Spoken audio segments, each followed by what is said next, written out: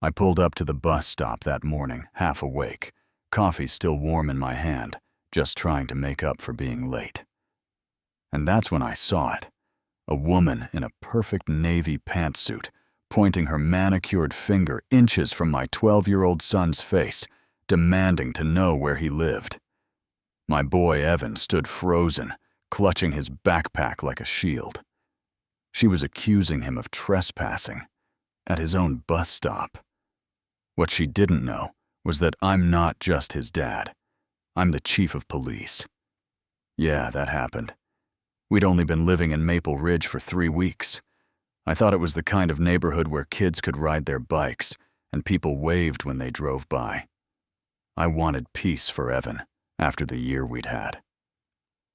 Losing his mom broke something in both of us, and I figured this spotless, rule-bound suburb would be a good place to start fresh. But I was wrong. The first Monday after we moved in there was already a notice taped to our door. Mailbox 2 inches too low. Signed by the HOA president, Janice Porter. By Wednesday, she was on my porch with a clipboard talking about community standards and maintaining property values. She looked like the kind of woman who ironed her bedsheets. Blonde bob gold HOA pin smile, tight enough to crack glass. I thought she was just a little controlling, you know. But that smile, it had rules behind it. Over the next few weeks, we got letters about paint colors, trash bins, even how long my truck was parked in the driveway. I let it slide. I wanted to keep things calm for Evan. I didn't want the new neighbors whispering about the cop who causes drama. But then came that morning at the bus stop. Evan and I were running late. He had toast in his hand. I had one shoe untied. When I turned the corner, I saw him, cornered by Janice, and something inside me just flipped. She was standing there like a security guard saying, "This is a private community bus stop. If you can't prove you live here, I'll call security." The other parents just watched, pretending to check their phones. Nobody said a word. That silence hurt worse than her words, honestly. I parked the car fast and walked over. "Excuse me, is there a problem here?" I asked, keeping my voice even. She barely looked at me. "I'm handling a situation," she said like she was on duty. "Your son can't just show up at a private bus stop without identification." I stared at her, wondering if she really believed what she was saying. "He's 12, I said quietly. "He doesn't need ID to wait for a bus." But she just crossed her arms, red nails tapping that fancy leather bag, and said, "We've had issues with outsiders. It's my responsibility to enforce the rules. I don't make them, I just enforce them. You ever meet someone who actually believes their clipboard makes them powerful?" That was Janice. I turned to Evan and told him to wait in the car. He looked embarrassed, like he'd done something wrong. That's when I stopped being polite. "Mrs. Porter," I said, questioning a minor without a parent present isn't just inappropriate, it's a problem. "You scared my son." She gave me that smug half-smile and said I have full authority of the association board to question anyone on Maple Ridge property. And that's when I pulled out my badge. "Chief Mark Sullivan, Westbrook Police Department."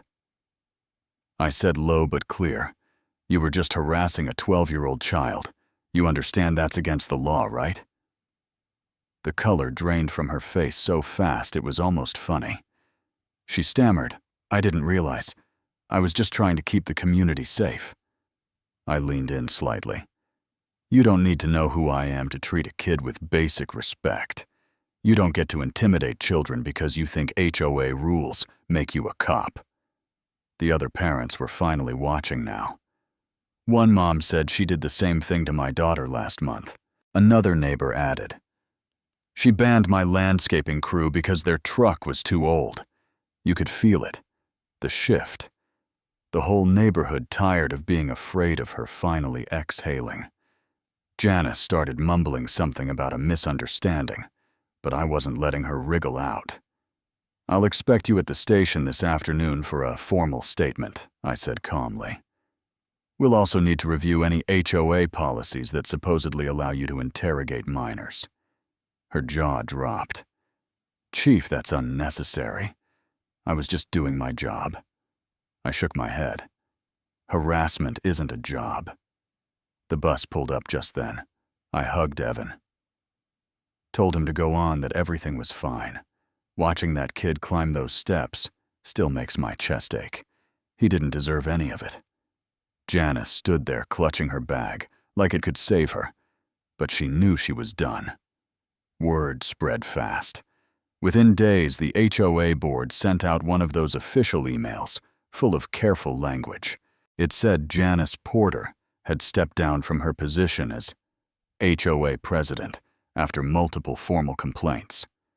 They fined her $2,000 and assigned 40 hours of community service. They even issued a written apology to residents, especially families with children. Yeah, that went viral around the neighborhood real fast. The next morning, I saw her getting out of her white Mercedes sunglasses on head down.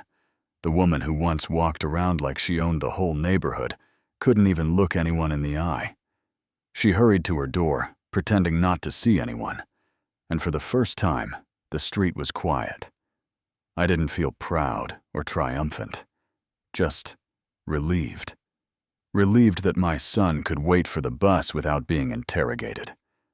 Relieved that people finally stood up. Relieved that someone who thought a clipboard made her powerful finally got put in her place. But here's the part that sticks with me.